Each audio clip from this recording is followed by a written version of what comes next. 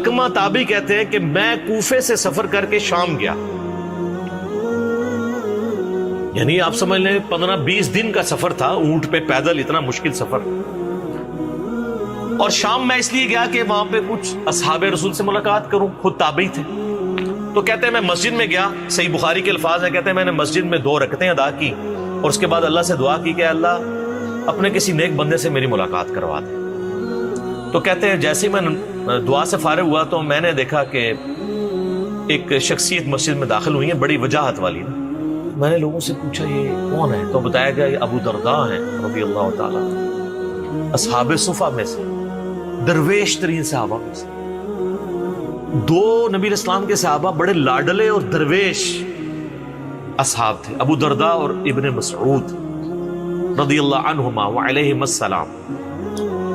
اسی لیے دیکھیں سیدنا عمر نے جب رومن امپائر گری ہے نا تو وہاں کا چیف جسٹس لگایا ہے ابو درداء کو، اور پرشین امپائر جب گری تو اس کا چیف جسٹس لگایا ابن مسعود کو۔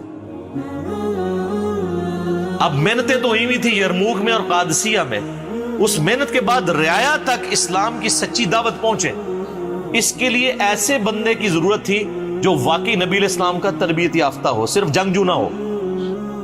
تو وہ پھر ابو درداء اور ابن مسعود ہی ہو سکتے تھے، جو نبی الاسلام کے ساتھ وقف تھے، مسجد میں ہی رہتے تھے، آپ سے تعلیم حاصل کرتے تھے۔ تو انہوں نے کہا حضرت میں نے تو ابھی بھی اللہ سے دعا کی تھی کہ کسی نیک بندے سے ملاقات ہو، میری دعا قبول ہو گئی، ابو درداء سے میری ملاقات ہو رہی ہے۔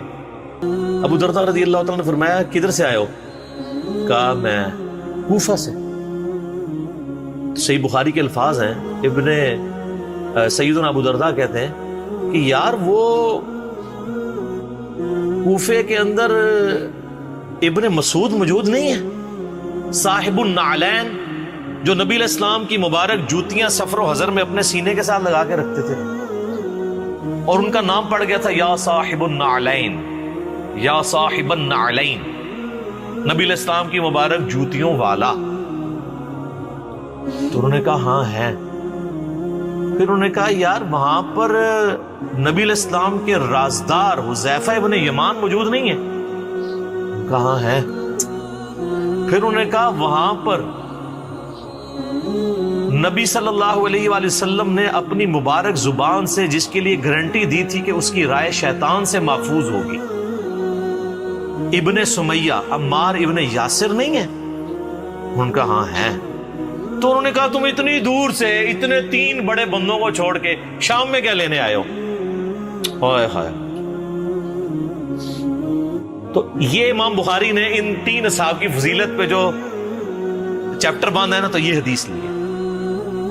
ابو درداء جن کی تعریف کر رہے ہیں کہ نبی علیہ السلام کے سفر و حضر میں جوتیاں اٹھانے والے صاحب النعلین ابن مسعود، اور بخاری میں یہ بھی حدیث موجود ہے کہ نبی علیہ السلام کی سنت پہ سب سے زیادہ عمل کرنے والے جو صحابی تھے نا وہ ابن مسعود تھے رضی اللہ تعالیٰ عنہ۔ صحابہ میں یہ چیز ایگریڈ تھی، اور بخاری مسلم میں حدیث ہے 4 بندوں سے قرآن سیکھو، ان میں سے ایک ابن مسعود ہے۔